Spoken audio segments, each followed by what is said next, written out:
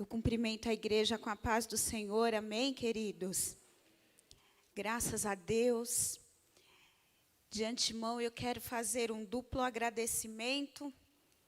Quero agradecer a esta igreja pelas orações que foram feitas em favor da minha vida.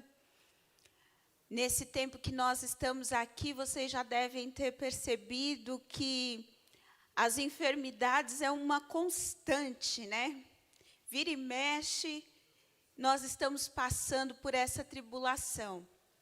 E no dia 3 de dezembro, há 60 dias atrás, nós fomos submetidas a uma cirurgia muito delicada para corrigir algumas malformações nos ossos da face, que resultou em apenas 7 placas e 52 parafusos.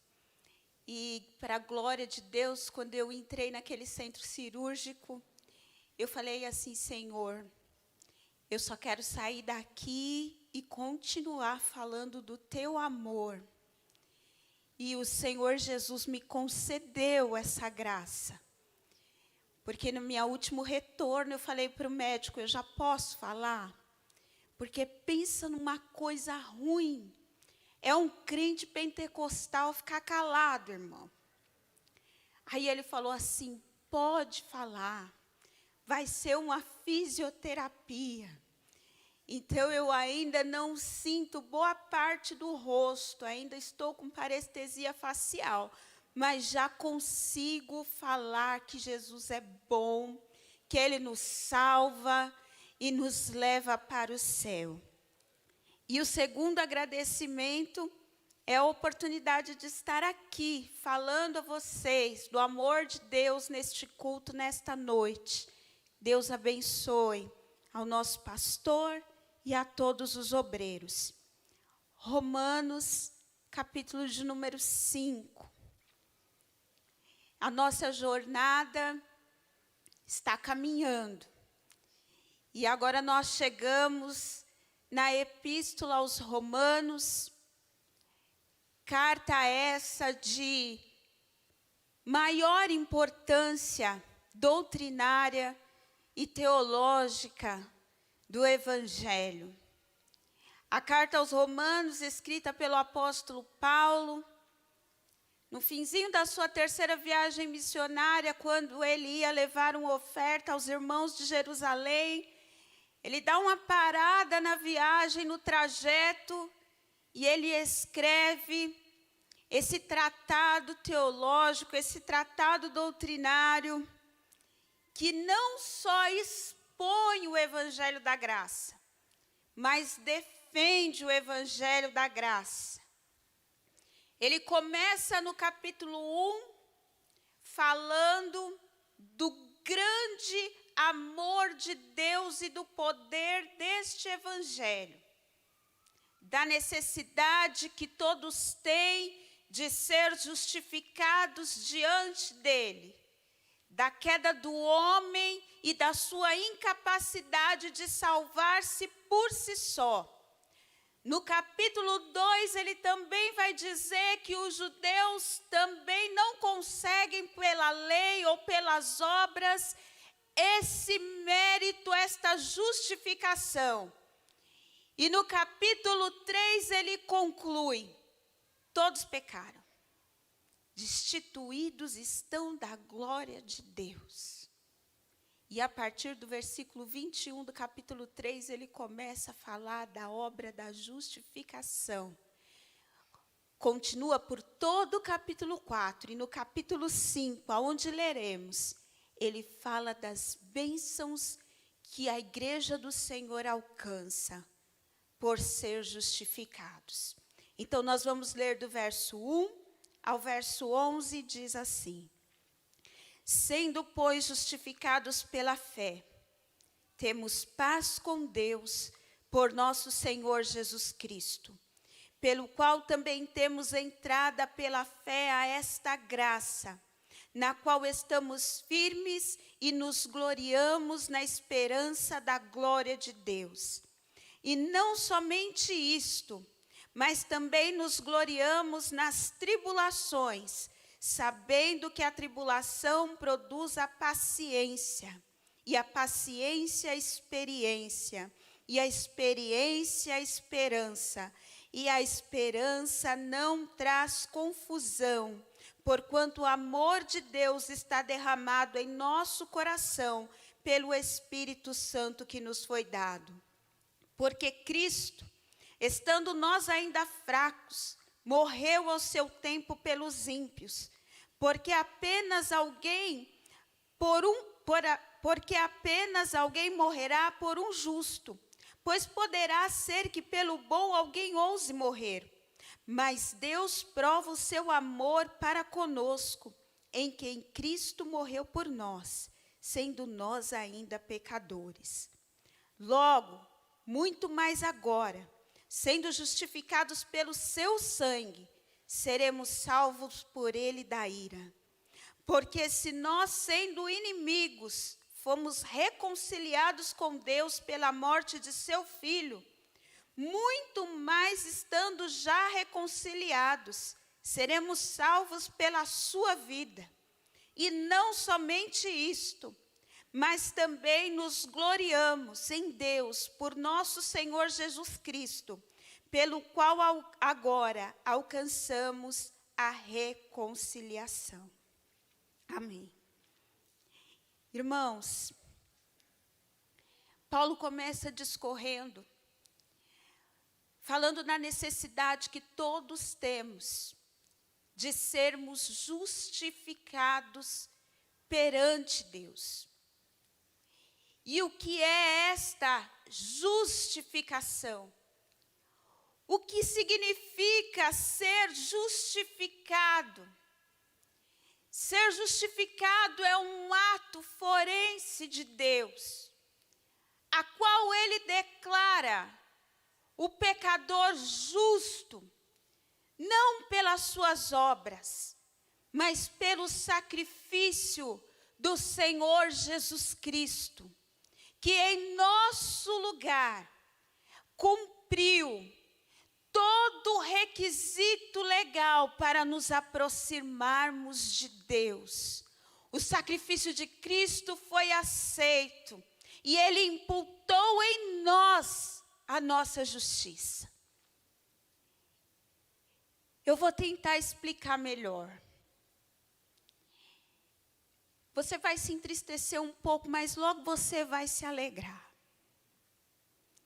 Pensa aí na sua conta bancária, mas não se entristece muito não.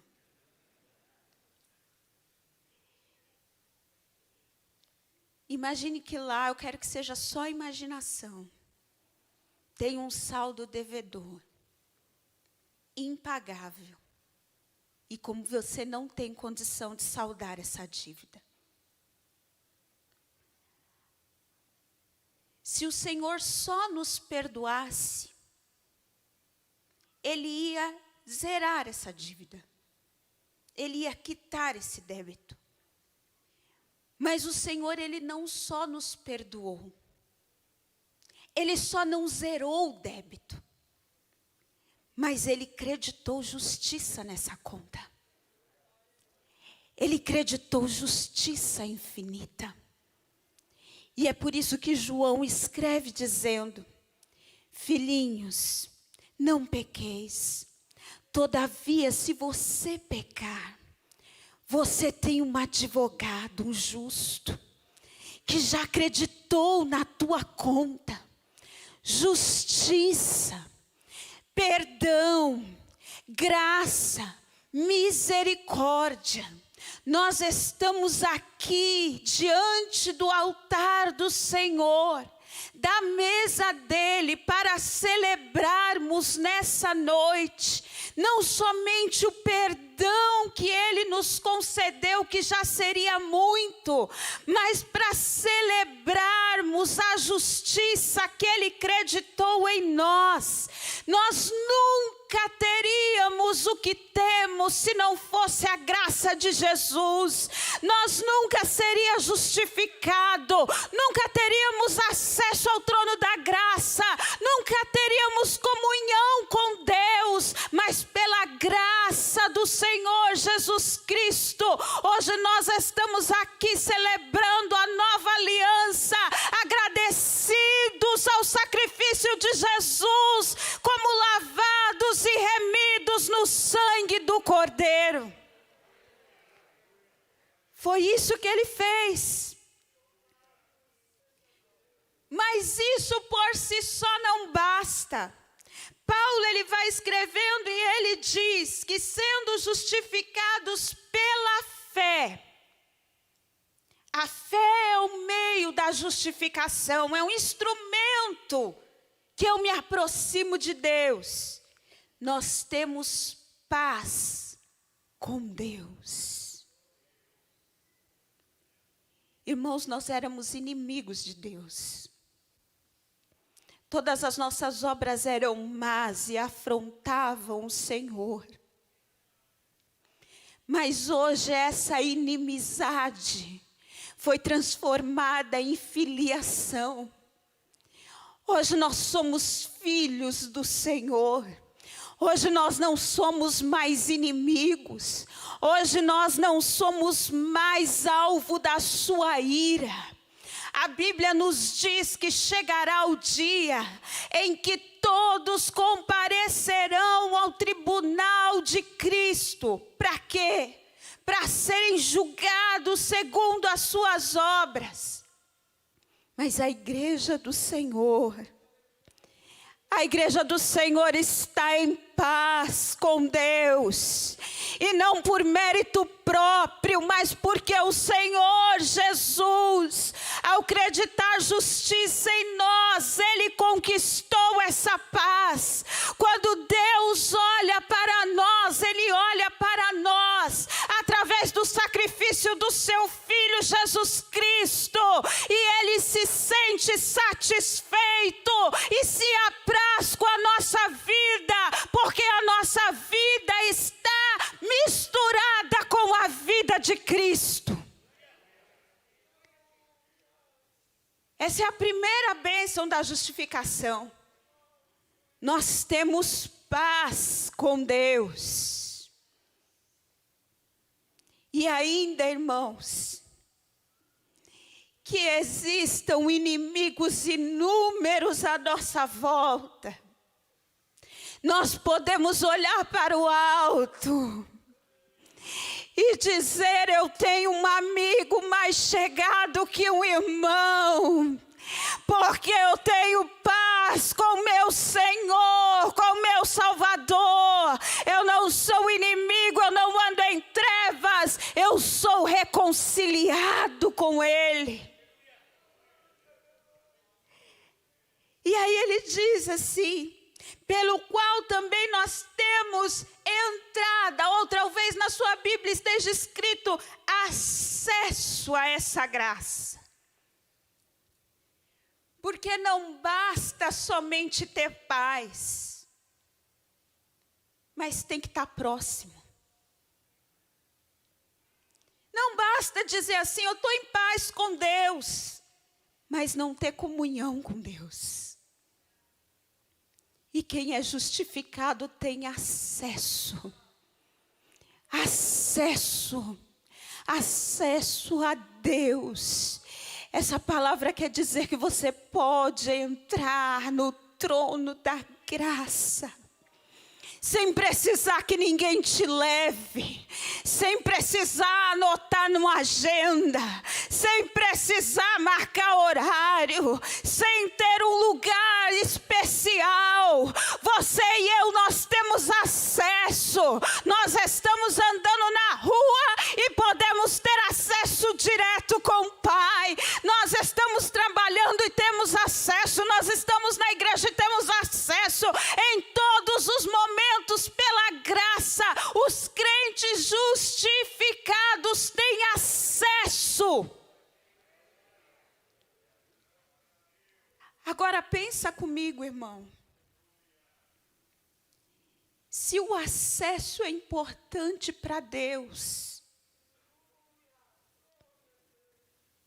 é porque Deus quer que nós o busquemos mais.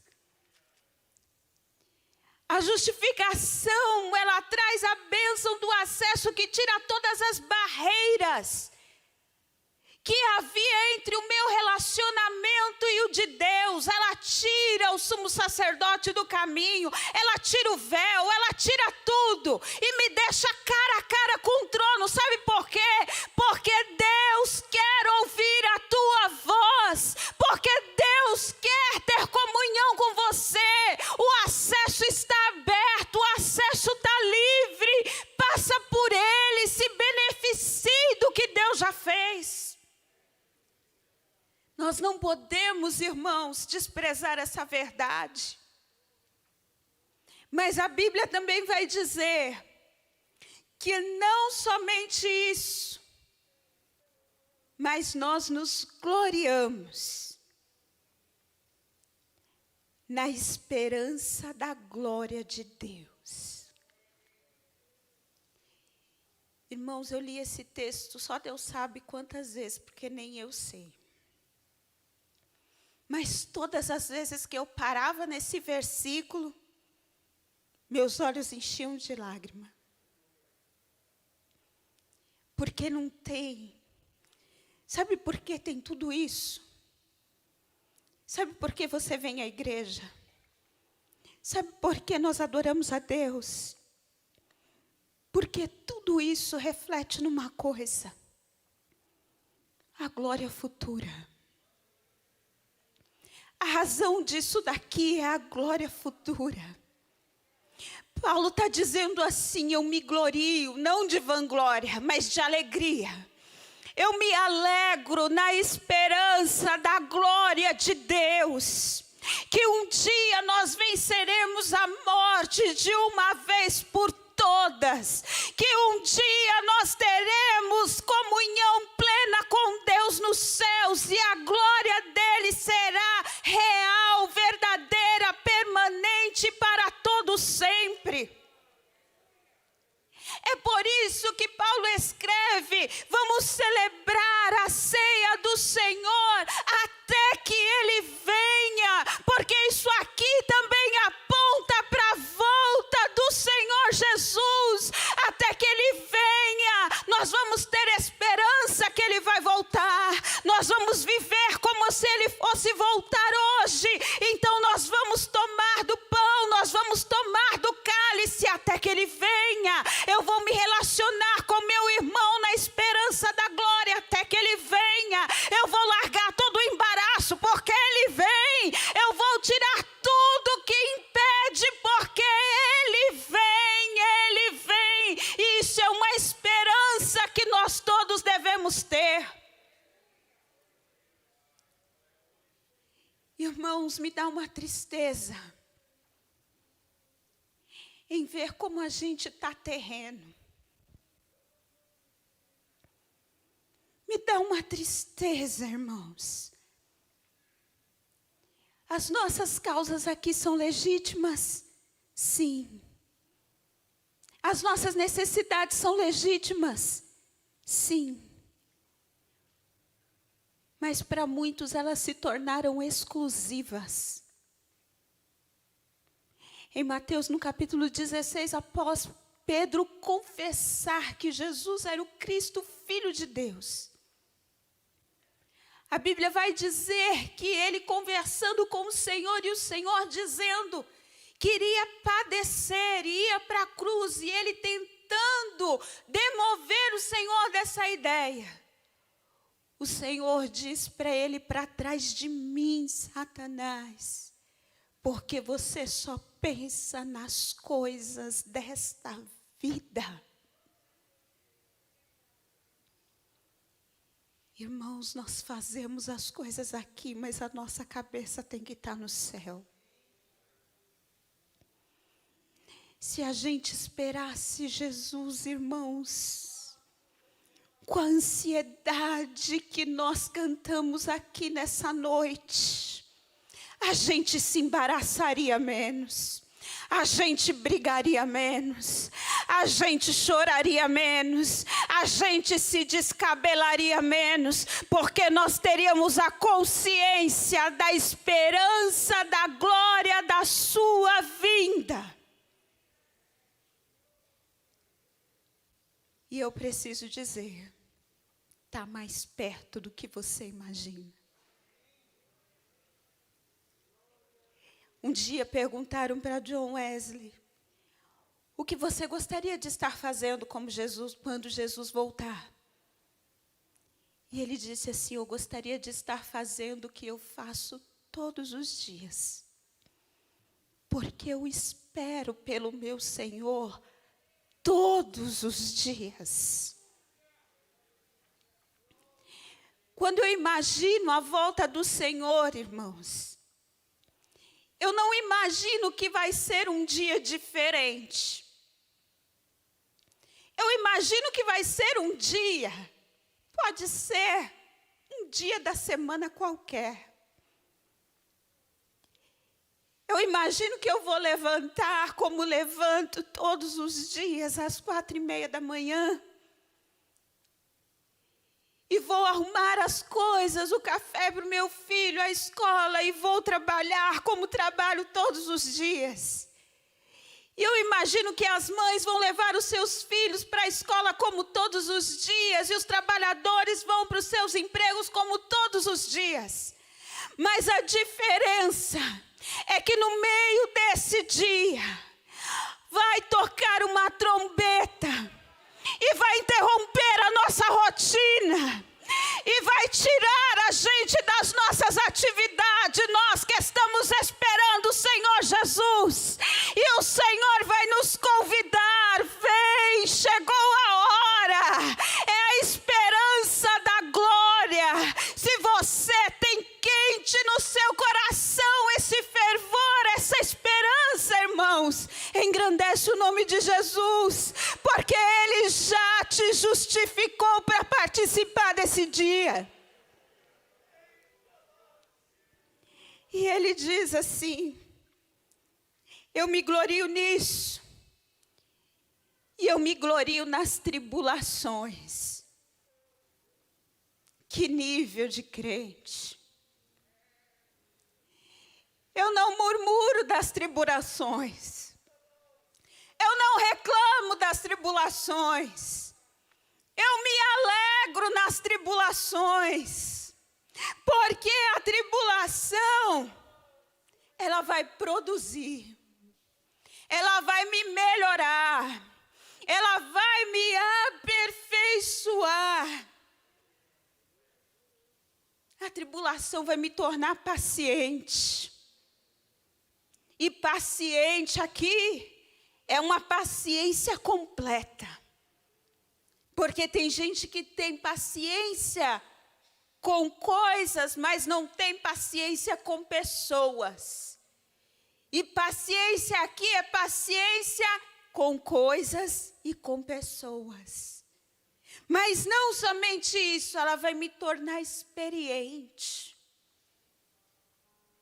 Oh, irmãos, como eu disse para você, uma das grandes batalhas que nós sempre temos travado eu e o Vitor, são as batalhas das enfermidades. E cada vez que chega na nossa porta, a gente já está tão experimentado, que a gente já passa nos gloriando em Deus, sabendo que aquilo vai passar.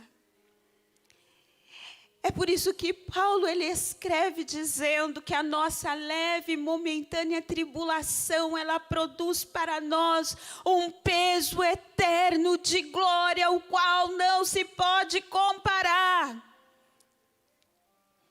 Produz o quê? Peso eterno de glória. Paulo coloca a glória em balança de eternidade e fala, é isso que você tem, aguenta mais um pouco, é para te aperfeiçoar, é para te melhorar, você está em paz com Deus, você não é inimigo de Deus, essa tribulação não é uma vingança de Deus, mas é cuidado dele para te fazer mais crente.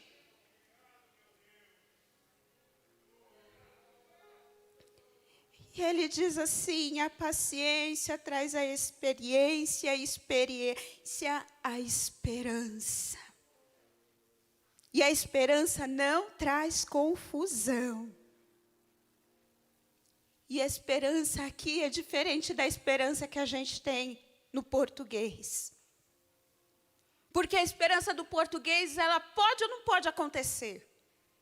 Eu falo assim, eu espero que eu arrume um emprego. Pode ou não acontecer.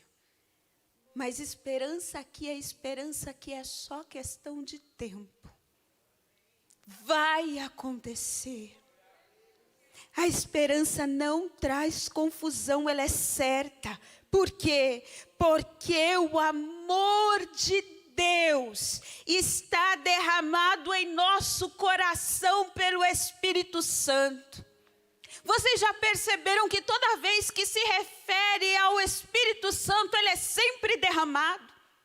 Ele é sempre de maneira abundante, ele nunca é com conta-gota, ele nunca é limitado. O amor de Deus é derramado, é um balde de amor de Deus derramado todo dia em nossos corações, querendo nos esclarecer: eu já morri por você, eu já te justifiquei, eu já te tirei da morte, eu já te trouxe para a vida, eu já fiz o que ninguém poderia fazer.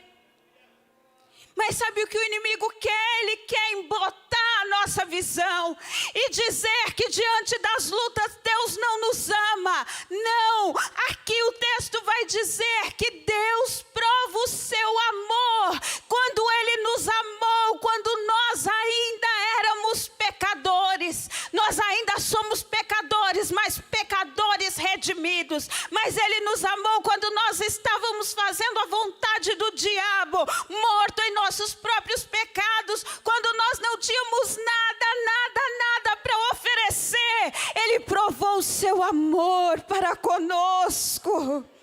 Ele derramou de maneira abundante. Saia daqui se sentindo amado de Deus, amada de Deus. Sim, saia daqui com essa certeza: Deus me ama. E ele diz assim: muito mais agora, sendo justificados pelo seu sangue, seremos salvos por sua vida. Ele está dizendo assim: se quando a gente era pecador, Ele deu a vida dele, quanto mais agora. Quanto mais agora, que a gente ainda continua não fazendo nada, mas eu não entendo.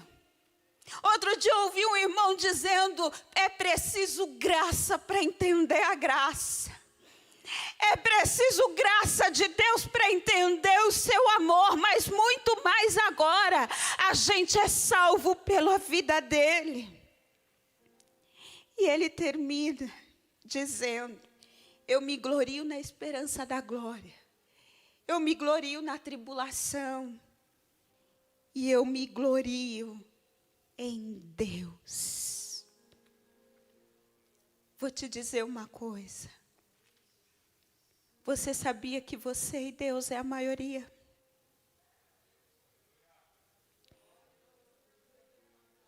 Você sabia que você não precisa de mais nada? Você sabia que você e Deus é o suficiente? Você e Deus é maioria. Se gloria em Deus, irmãos. O Todo-Poderoso é favorável a você. Essa mesa que a gente vai celebrar daqui a pouco vai lembrar disso. Que o Todo-Poderoso está em paz conosco.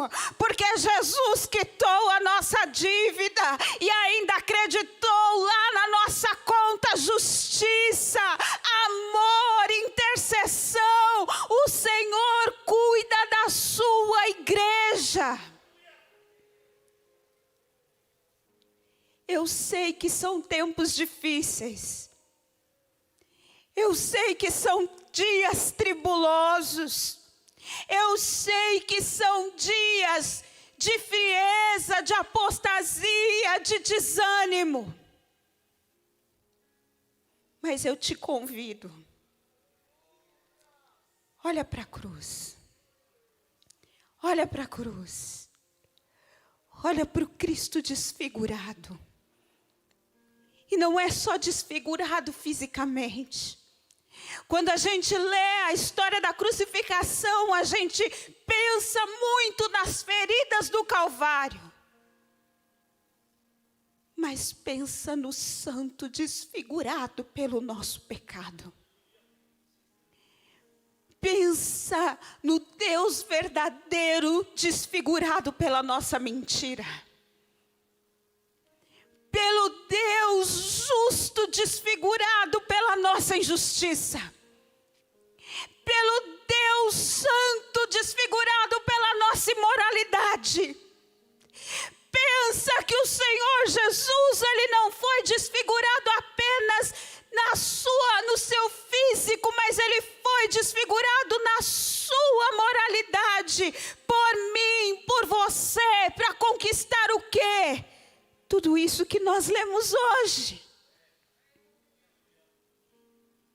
Por isso que Paulo pode bradar no capítulo 8, dizendo: nenhuma condenação há para aqueles que estão em Cristo Jesus. Não há condenação, não há guerra, não há inimizade contra Deus. Não há condenação, nós somos redimidos pelo seu sangue. Se você entrou aqui triste, amargurado, pelas tribulações da vida, eu deixo um outro recadinho de Paulo, escrito lá em Romanos 8. Eu tenho por certo isso, que as tribulações daqui não se podem comparar com a glória que nos espera lá.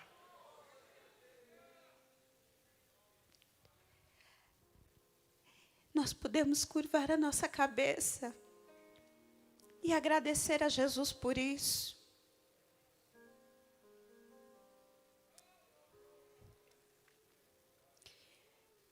Podemos orar dizendo: Maranata, a hora vem, Senhor Jesus. Irmãos, eu estou tão cansada disso aqui. E eu tenho tanto desejo de ver Jesus. Porque ainda não nos é revelado o que havemos de ser, mas sabemos que quando Ele se manifestar, seremos semelhante a Ele, assim como Ele é. Em todo o fulgor da sua glória, da sua beleza, da sua verdade, assim como Ele é, nós o veremos. Oh, bendito Deus, nós te adoramos nessa noite. Nessa noite de celebração, nessa noite de alegria, nessa noite de exultação. Porque nós lembramos, Senhor, do teu sacrifício, que nos garantiu não somente o perdão, mas também, Senhor, o acesso, Senhor, para falar contigo como falamos agora. Nos garantiu a paz com Deus, nos garantiu, Senhor Jesus, triunfarmos, Senhor, acima das diversidades, porque o Senhor nos sustenta. Senhor Jesus, aqui estamos nós e esperamos a tua volta. Senhor Jesus, esperamos a tua volta. A tua igreja nessa noite aqui em Guarulhos celebra dizendo: Maranata, ora vem, Senhor Jesus. Maranata, ora vem, Senhor Jesus. Nós ansiamos, Senhor, ser recebidos, ó Pai, nos portões celestiais. Ansiamos, Senhor, ter das nossas lágrimas enxutas. Ah, Senhor bendito, nós te damos graça, participaremos da tua mesa até que o Senhor venha. Sustenta-nos, Senhor, até esse dia, para a glória do teu santo nome. Que Deus abençoe os irmãos em nome do Senhor Jesus.